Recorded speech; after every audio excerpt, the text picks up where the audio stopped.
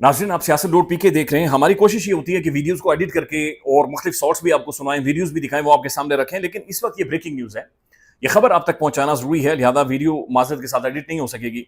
खबर नाज़रीन इमरान अहमद खान नियादी की सेहत के हवाले से है। पाकिस्तान के एक्स प्राइम मिनिस्टर वज़ीर आज़म इमरान खान, जो साढ़े तीन सालों से लगभग कोई 3 साल तो हो गए इमरान खान जेल में हैं, और 10 महीने से जो रिपोर्ट हो रहा है, 10 महीने से इमरान खान सॉलिटरी कन्फाइनमेंट में, यानी किसी के साथ कोई मुलाकात नहीं। इट्स बीन 10 मंथ्स के खान की किसी के साथ कोई बातचीत ही नहीं हुई। और बातचीत ना होने का मतलब यह है कि बाहर से कोई नई इंफॉर्मेशन इमरान अहमद खान नियाज़ी तक नहीं की। चूंकि मैं खुद जेल में रहा हूं नाज़रीन, तो जेल आपके दिमाग को फाड़ देती है। आप एक ऐसे गुबार में, ओवर थिंकिंग ऐसे गुबार में फंस जाते हैं कि आपको बाजू का खुद समझ नहीं आता कि आप ये क्या सोच रहे हैं। बिल्कुल, बल्कि एक टाइम आता है कि हेलुसिनेशन होना शुरू हो जाती है, आपको कुछ चीजें नजर आना शुरू हो जाती हैं, आपको वाकयात होना शुरू हो जाते हैं, आपकी पुरानी मेमोरी नाज़रीन मुतासिर होना शुरू हो जाती है। तो 10 महीनों से नाज़रीन जो साफ़ी मुख्तलिफ रिपोर्ट कर रहे हैं, और ज़ाहिर फैमिली भी बता रही है कि उनकी या उनके वकला की, बल्कि एक आध दफ़ा मेरे ख्याल में मुलाकात हुई है सलमान सफदर साहब की। तो इमरान अहमद खान नियाज़ी की नाज़रीन कोई मुलाकात नहीं है, कोई गपशप नहीं है। और ये एक्स प्राइम मिनिस्टर पाकिस्तान के साबिक वज़ीर आज़म है, ये पाकिस्तान के दुश्मन नहीं है। केसेस हैं, केसेस का फैसला हो जाएगा, और वो एक अदालती मामला है, जुडिशियल मामला मैटर है। लेकिन इमरान खान को नाज़रीन एक ह्यूमन क्वेंटम से भी नीचे, एक इंसानियत से के भी उस दर्जे से नीचे नाज़रीन ट्रीट किया जा रहा है। और ये बात याद रखिएगा कि आज से मेरे ख्याल में कल परसों मियां नवाज शरीफ साहब ने मरी में बैठकर ये कहा था कि हमने सियासी मुखालफिन के साथ कभी भी बदसलूकी नहीं की, कभी भी बदसलूकी नहीं की। और जो चीजें इमरान खान फेस कर रहे हैं, शायद ही नाज़रीन पाकिस्तान की हिस्ट्री में, तारीख में किसी ने फेस की। अब नाज़रीन जो जेल हुकाम है, अडियाला जेल के हुकाम हैं, उन्होंने सुप्रीम कोर्ट के अंदर एक रिपोर्ट जमा करवाई है इमरान खान साहब की सेहत के हवाले से। और ये रिपोर्ट नाज़रीन नॉर्मल नहीं है, ये परेशान कुन रिपोर्ट है। वसीम मलिक साहब ये लिखते हैं कि सुप्रिंटेंडेंट अडियाला जेल की जानिब से सुप्रीम कोर्ट में जमा करवाई गई रिपोर्ट में इमरान खान के गुज़श्ता 3 सालों के तमाम तिब्बी मुआयनों की तफसीलात शामिल की गई हैं।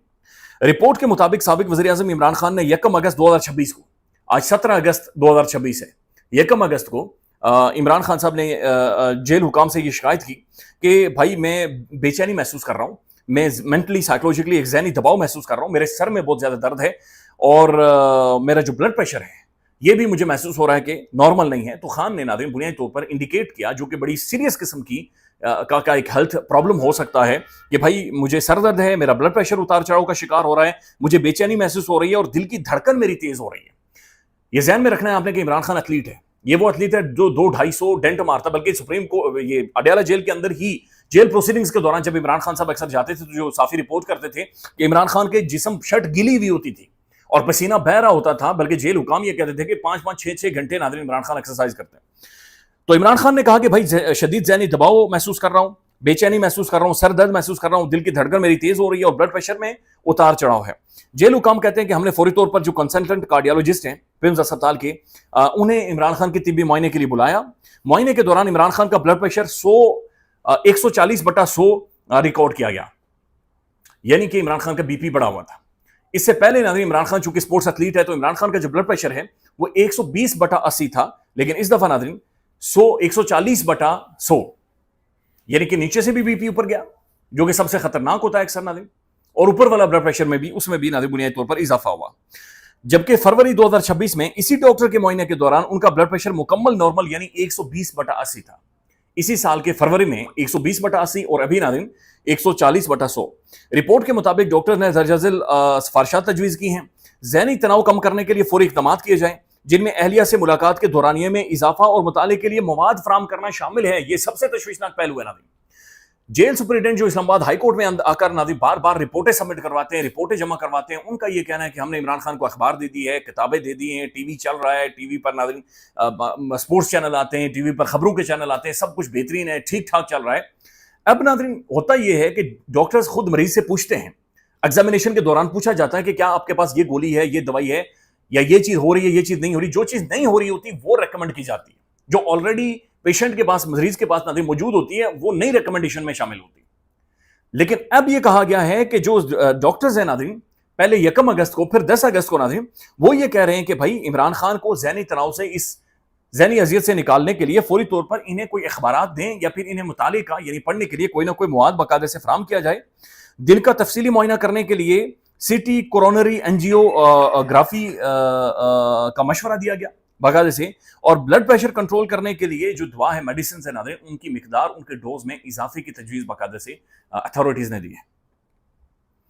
تو یہ نارمل نہیں ہے، یہ بڑی سیریس قسم کی ڈیولپمنٹ ہے، اور یہ عمران خان کی ہیلتھ کے حوالے سے بڑی سنجیدہ قسم کی ناظرین ڈیولپمنٹ ہے۔ میں دیکھ رہا تھا ثاقب بشیر صاحب نے بھی اسی حوالے سے لکھا ہے کہ بھائی یہ ایک بڑا کھلا اور بڑا واضح طور پر تضاد ہے، جو کہ اسلام آباد ہائی کورٹ کے اندر رپورٹ سبمٹ کروائی جاتی رہی اور جو سپریم کورٹ کے اندر رپورٹ سبمٹ کروائی جاتی رہی، بہت اب نارمل ہے جو چیزیں ہو رہی ہیں عمران خان کی صحت کے حوالے سے۔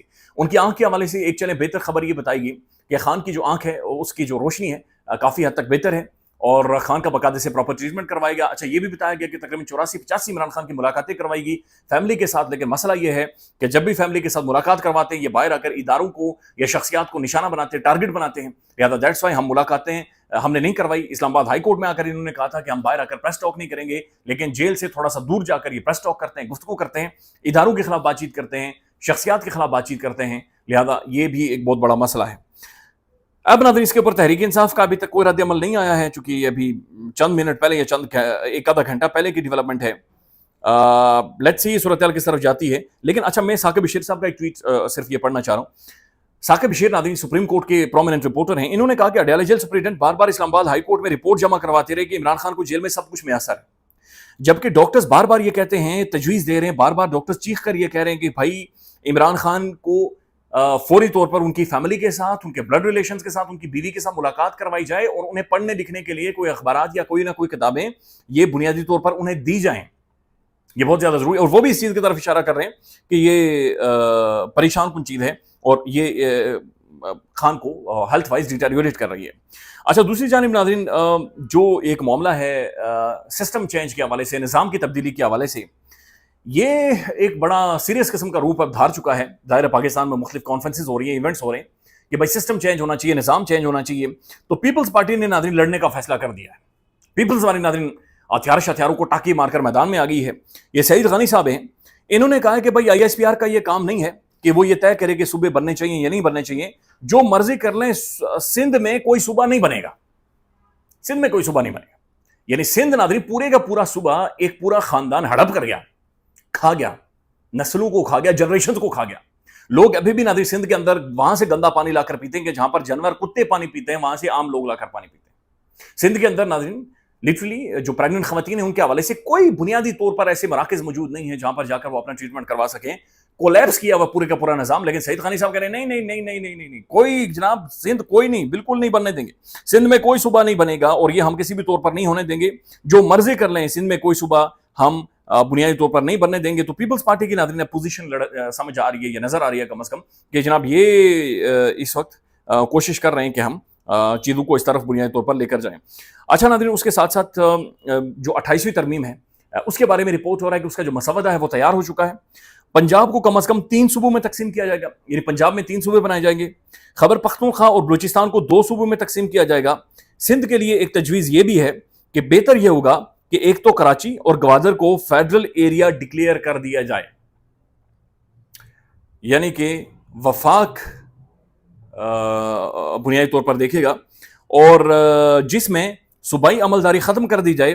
اگر آپ نئے فیڈریٹنگ یونٹس بنانے پر راضی نہیں ہوں گے تو پھر جنرل مشرف کے دور میں جو ضلعی حکومتوں کا نظام لایا گیا تھا وہ بنیادی طور پر فنکشن کریں۔ لیکن ناظرین جو کلیئرٹی ابھی تک آ رہی ہے، جو چیزیں سمجھ آ رہی ہیں وہ یہی ہیں کہ جو گوادر ہے اور خاص طور پر کراچی ہے، کراچی 35% ہے سندھ کا ناظرین، اور اس کی کیا حالت ہے وہ بھی آپ کے سامنے موجود ہے۔